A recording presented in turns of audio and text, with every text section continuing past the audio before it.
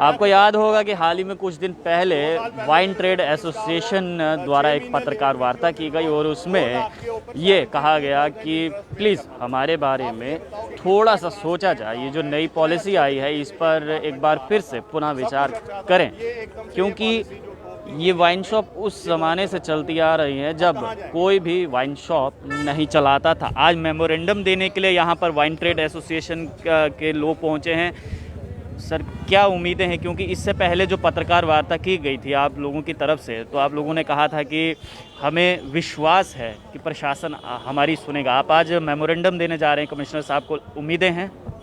देखिए, उम्मीद पे दुनिया कायम है, तो कुछ पॉजिटिव जो हैं कुछ चीज़ें हमारे सामने भी आ रही हैं, लेकिन अभी सुनी सुनाई हैं। अभी तक जो हम लोग मांग कर रहे हैं, तो हम लोग तो इसमें मतलब इस पॉलिसी में कुछ अमेंडमेंट नहीं चाहते। हम इस पॉलिसी को बिल्कुल अपोज कर रहे हैं कि हम इस पॉलिसी में कहीं भी स्टैंड नहीं कर सकते, क्योंकि ये 80% जो लाइसेंसी हैं इसमें, उनके पास इतना सरमाया नहीं कि वो इस पॉलिसी के तहत वो बिडिंग करेंगे या, और जो बाहर से जिसको ये शराब का एक बड़ा लुक्रेटिव सा बिजनेस है, सभी कहते हैं, हमारे जो रिलेटिव्स हैं या दोस्त हैं वो कहीं हमसे पूछे रहते हैं इन दिनों में कि ये इसका क्या प्रोसीजर है, लेकिन हमें मालूम है कि इसमें कोई फिट नहीं होगा।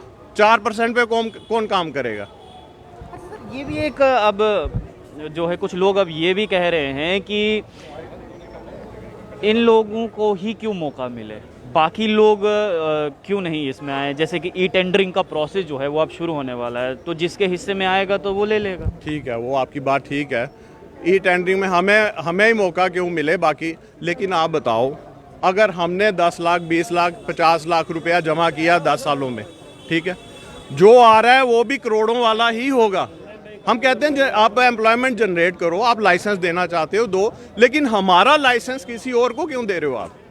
मतलब ये हो गया कि हमें अनएम्प्लॉयड करके आप किसी दूसरे अनएम्प्लॉयड को एम्प्लॉयड वो दे रहे हो, तो ये एम्प्लॉयमेंट तो जनरेट नहीं हो रही। और यहाँ पर एक और सवाल है सर, अगर आपके पास 10 से 12 लोग काम करते हैं, वो तो बेघर हो जाएंगे, क्योंकि अगर कल को आपका वाइन शॉप किसी और के हिस्से में आता है, वो तो अपने मुलाजिम लगाएगा, अपने एम्प्लॉयज़ लगाएगा, और आपके वाले तो वो तो बेकार हो जाएंगे। बिल्कुल बेकार हैं और परेशान हैं वो।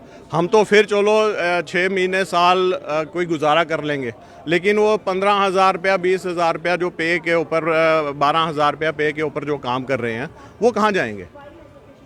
और सारे लड़के जो हैं वो बिलावर वाली साइड से हैं, कहीं पहाड़ों से, कहीं दूर दूर दराज इलाकों से। आहिस्ता आहिस्ता वो अपनी फैमिली यहाँ पे ले आए। वहाँ पे उन्होंने अपनी ज़मीनें थी या कुछ थी, वो काम धंधे छोड़ के यहाँ किराए पे रह रहे हैं। अब वो कहाँ जाएंगे? वापस जाएंगे? माइग्रेशन हमेशा गांव से शहर की ओर होती है, शहर से गांव की तरफ नहीं जाता कोई। आप मतलब बताइए कि क्या अब वहाँ जाके वो क्या काम करेंगे? एक चीज़ हमने एक बात नोट करी है कि आज तक हमने कभी भी किसी भी प्रकार का प्रोटेस्ट या सड़कों पर वाइन शॉप ट्रेडर्स को नहीं देखा। ये पहली बार है कि जब वाइन शॉप ट्रेडर्स जो है वो मीडिया के सामने आए हैं, और हालांकि आज भी प्रोटेस्ट नहीं कर रहे हैं, वो बड़े ही प्यार से वो अंदर जाकर कमिश्नर साहब को अपना मेमोरेंडम जो है वो देने आ रहे हैं। तो कभी सोचा था कि इस प्रकार से भी आपको निकलना पड़ेगा बाहर? कभी नहीं सोचा था, कभी नहीं सोचा था।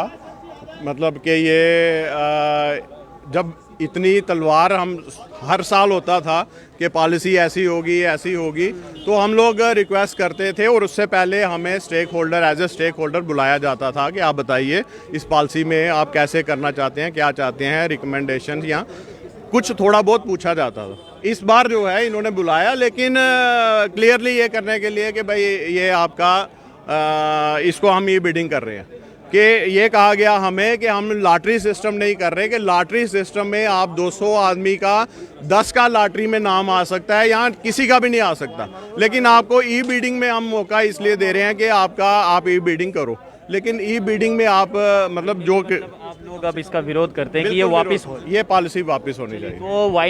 तो वाइन शॉप ट्रेडर्स जितने भी है, देखिए पीछे भी खड़े हैं, और अब ये इसलिए यहाँ पर खड़े हैं क्योंकि इससे पहले इन्होंने एक पत्रकार वार्ता की। उस पत्रकार वार्ता में ये कहा था कि हम प्रशासन से नाराज़ नहीं हैं, बस प्रशासन से ये गुहार है कि इस पर संज्ञान किया जाए और पूर्व प्रधान चरणजीत सिंह भी यहाँ पर हैं, इनसे भी हम बात करेंगे।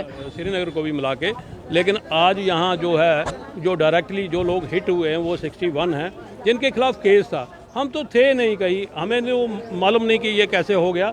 और मैं ये एक बात कहूँगा कि कोई भी जजमेंट जो होती है एब्सोल्यूट जजमेंट नहीं होती, कि आप आगे भी देखें कि जजमेंट के ऊपर जजमेंट आती है। तो कई लोगों को मतलब क्या कहूँ मैं अब, कि अब हमें ये है कि हमने एक ही चीज़ कहनी है गवर्नमेंट से कि हमें ना निकाला जाए, क्योंकि हमने बड़ी देनादारी से काम किया।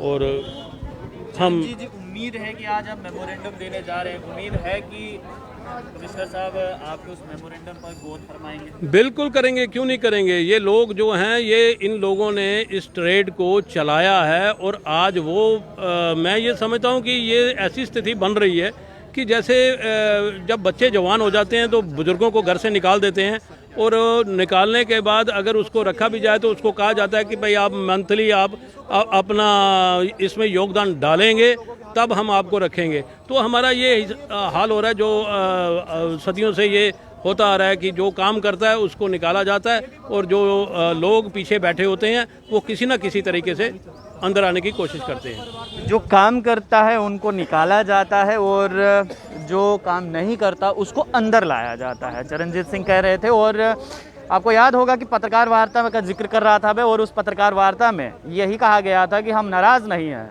प्रशासन से, बस रिक्वेस्ट कर रहे हैं कि इनको यहाँ से ना निकाला जाए, और विरोध कर रहे हैं कि ये जो नई पॉलिसी आई है वाइन शॉप को लेकर, इस पॉलिसी को खारिज कर दिया जाए और जैसे चल रहा था वैसे ही चलता जाए।